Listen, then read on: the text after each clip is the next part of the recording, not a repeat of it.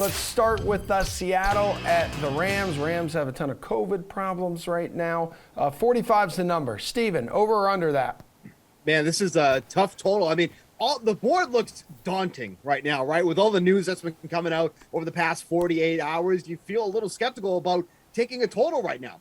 We have the Seahawks who have covered the over in 2 straight games, but that's only the 3rd time that they've gone over. This has been one of the most untrustworthy teams in the league at hitting the over. 3-9-1 on the year. The Rams have been one of the better teams. They're 7-5 in that scenario, but I just cannot trust Seattle to really efficiently move the ball downfield. Obviously, like you mentioned, the Rams have had some COVID issues, of course, but that secondary has been so good all season long. They're good against the run. I just don't see where the Seattle Seahawks are going to be putting up some points in this game. So as it looks right now, I'm taking the under in this one. Geoff, I know you're Mr. Over here, dude. Second half of the season, you started taking more unders. Is this another game that you're going to do that? No, I like the over in this one. I mean, look, like we've got the Rams offense here. As long as Cooper Kupp is healthy, I mean, that's pretty much all the Rams have needed to move the ball this year. Like, we've had interchangeable parts, Robert Woods, Odell Beckham, a couple other dudes show up every now. As long as Cooper Kupp is healthy, we know the Rams are going to score points. And it's not like Seattle's defense is any good at stopping the pass. I think with an efficient Russell Wilson and Tyler Lockett playing better, I think this total is exceedingly low for 2 pretty good quarterbacks going up against each other against defenses that really aren't that good against the pass. I mean, let's not forget.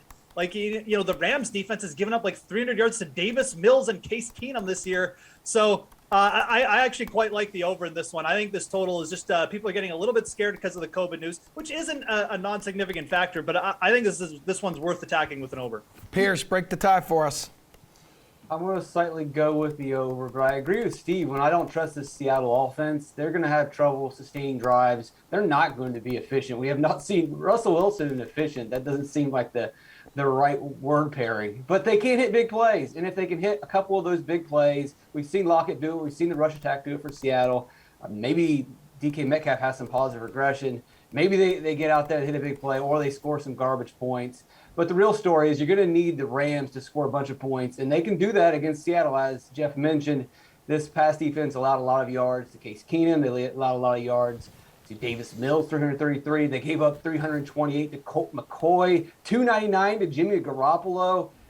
I think you can pencil in easily Matthew Stafford for 300 passing yards with the way that his receivers are improving.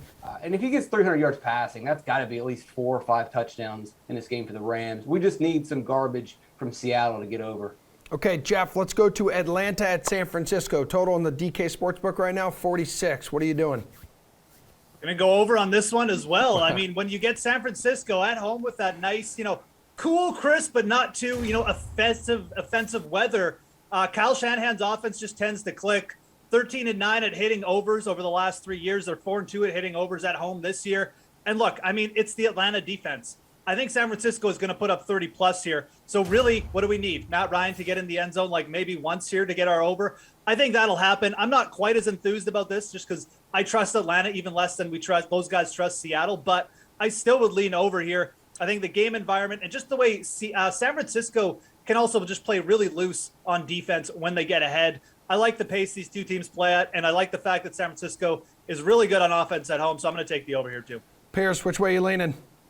I'll go with the under. I don't trust either one of these offenses. They have playmakers. They're fun to watch at times, but given the playmakers that they have, they do not produce at the manner you would expect them to. And they're actually kind of similar. You look at Debo versus Cordero Patterson. You've got Kyle Pitts versus George Kittle. And then you've got 2 below-average quarterbacks in Jimmy Garoppolo and Matt Ryan. Both the offensive lines are probably the biggest problem. They're below average in run blocking and below average in pass blocking. The real difference maker would be Eli Mitchell. If Mitchell plays in this game, maybe I would consider going with the over. San Francisco clearly has the upside. But I just do not see Atlanta putting points on the board against the San Francisco defense at San Francisco. Okay, Steve, what you want here, dude? Yeah, so this opened up at 45 originally. It's kind of bounced all over the place. Now it's up to 46. I don't hate this number here. You look at what Atlanta did last week against the Carolina Panthers. That team is an absolute disaster, all right, first and foremost. But they were able to score almost 30 points against a pretty strong secondary. I'm not saying the Falcons are going to do this every week, but I think it's fair to say that they have a softer matchup against this 49ers team who were down their top two corners last week. Bengals didn't want to throw the ball for whatever reason, but that's where it was. So are those guys going to be healthy coming into this game? So we got to keep an eye on that one there. But I think it's fair to say this one can go over here. Obviously, they can't stop George Kittle. Nobody can stop George Kittle at this point. That's the security blanket for Jimmy Garoppolo. And the way he gets downfield, he's just making plays there. So this injury is on both sides, but I feel like the over in this spot. All right, let's go to the NFC East here, guys. Dallas at the Giants, 44.5 is the total on the DK Sportsbook. Pearce, over or under that?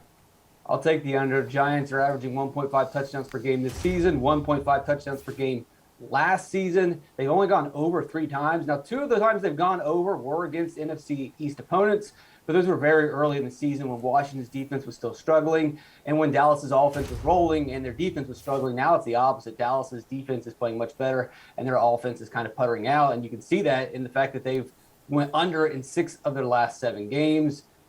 You got Tyron Smith is going to be out for this game. That's going to hurt the offense even more. I'll take the under. All right, Steven, New York has averaged just north of 13 points per game over the last 4. Yeah, it's so bad. It's not going to get any better. I know they're getting some of their guys back, but like they can't even figure out how to use Kenny Golladay efficiently. If you have somebody who's such a big playmaker and you can't figure out how to get him the ball, like things are just not going to work out for this team.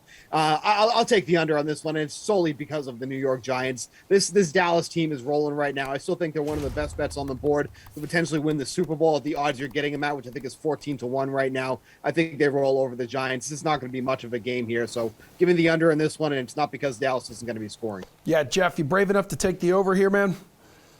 I'm actually shocked this total is even at 44.5. No, I'm not taking the over with Mike Glennon and Jake Fromm or whoever they're going to start at quarterback. And look, I mean, I know Steve wants to talk about this, but like the weather in this game isn't going to be good either. We got 15-mile-per-hour winds or potentially worse, one of the coldest games on tap. Dallas is, and Pearce is right, like Dallas really isn't a high-flying team anymore. They just kind of play solid defense, run the ball a bit, and beat teams. Dallas might score 30 here anyways, but like, do you really trust the Giants to get you 14? No way. This is a really solid over. Again, I think this total will come down during the week. I'm even surprised to see it where it is right now. All right, the other game in that division, Washington at Philly, a game total of 44, another low one. Steve.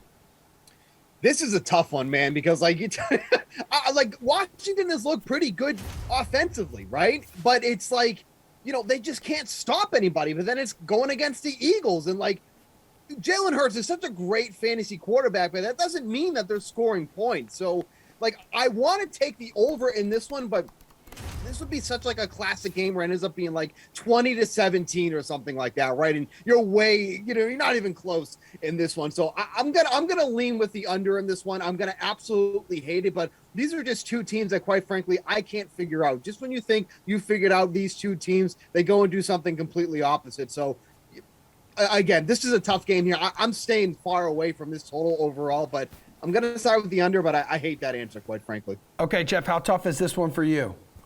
I mean, I legitimately have in my notes, this just shows that great minds think alike. This is probably going to be a 20-17 game between the football team and the Eagles. Legitimately, I wrote that this morning. I really, really like the under in this game. Obviously, Washington banged up a quarterback as well. Neither of these 2 teams play at a fast pace either. Like the Eagles' pace has come way down since the start of the year. I think you're going to see a very just kind of grinded out game between 2 teams, close in the point standings. And I mean, like, not good passing offenses. And if you want to even take that a step further, like even with Taylor Heineke playing well, Washington's been one of the worst teams in the red zone. I just don't trust these teams to convert on a bunch of touchdowns. I think this is a great spot for an under. Okay, Pearce, over 3-1 across the past 4 head-to-head tilts here between these 2. Yeah, I mean, you could look at those, or you could just see how Washington's been playing recently. And I'm going to go with the under based on how well this Washington defense has been. Even before they went on the bye, they seem to have turned things around with Ron Rivera. They're allowing 19 points per game over their last 6 games. Now, against Dallas, they did give up 27, but one of those was a defensive touchdown on a fumble recovery. Then the other times, they held Dallas to 4 field goals and just 1 touchdown. I think Dallas has a better offense than Philadelphia. And one of Philadelphia's strengths this season has been running the ball, but that's one of the things that Washington's done well at. They've been good at stopping the run. If you could pass against Washington, then you could score points. But Jalen Hurts, He's still early in the developmental process. As Steve mentioned, he's great in fantasy, but when it comes to sustaining drives, consistently moving the ball down the field, putting points on the board every single week, he's not there yet. In 1 week of a bye or even a 2-week bye, considering he set out for Minshew, I don't think that's enough to get Philadelphia going. And then, as Geoff mentioned, Washington can't score in the red zone. How do you get over when you have a 50% red zone touchdown rate? All right. Give me the under. Sounds good. Last one here for our over-under segment, gentlemen. We got Tennessee at Pittsburgh, 41.5. Geoff, what are you feeling? I mean, I'll take the over on this one just from the perspective of the Pittsburgh defense has just been so bad of late, and this total is just so low. I mean, the Titans, like Julio Jones may not have done much last week, but they didn't need him to do anything. I think his usage will go up here. The Steelers have no one to cover him. And on the other side of the ball, I mean, we've at least seen Pittsburgh pick it up in garbage time as well. So, I mean, the Titans, at the very least, they don't have the bodies in the secondary to cover all of the good Pittsburgh Steelers receivers. So I think Pittsburgh will probably be able to move the ball too. I think this one's just a little bit too low. I kind of like the over here. Steve, the only total lower than this is Texans at the Jaguars. Yeah, I mean, this total has just gotten too low. It opened at 43, had a little bit of pause there, getting down to 41.5 now. Like, at what point do you go, okay, I'm just going to have to take the over in this one? And for as much as the loss of Derrick Henry has been, Tennessee is actually running the ball pretty well. And now they're getting a run defense that has been absolutely trampled in 3 of their last 5 games. 229 rushing yards against the Lions, 191 against the Bengals, 232 against the Vikings last week. If they get a comfortable lead, they're going to be able to keep up putting up points on the ground too as well. Julio Jones, just like Geoff said, didn't do much last week, but now that has to change how the secondary attacks this Titans team, because they actually have a legit receiver on the field now. So that brings off some of the focus on some of the other guys. Give me the over on this one. This number has just gotten too low now. Pearce, what are you taking? Yeah, I'll take the over because the number is too low, but it's very close. If this number bounces back to where it opened up around 43 or even goes higher, which it should, I think people are going to start hammering the over here. If it starts to move up, then I do want to consider going with the under. I know that the teams, Pittsburgh has struggled against the run, and Pittsburgh struggled against the pass, but they do have a really solid pass rush. 11th in pressure, 10th in quarterback knockdowns, 2nd in sacks. And you look and see one of the weaknesses of this Tennessee offense is their offensive line. It struggled. Last week, they allowed a 40% pressure rate to Jacksonville. That translated into almost a 30% bad pass rate from Tannehill, sacked 4 times. Hard to sustain drives, hard to move the ball when you're constantly under pressure and making bad passes. That's why they only put 20 points on the board last week against Jacksonville when Jacksonville's offense wasn't moving it at all.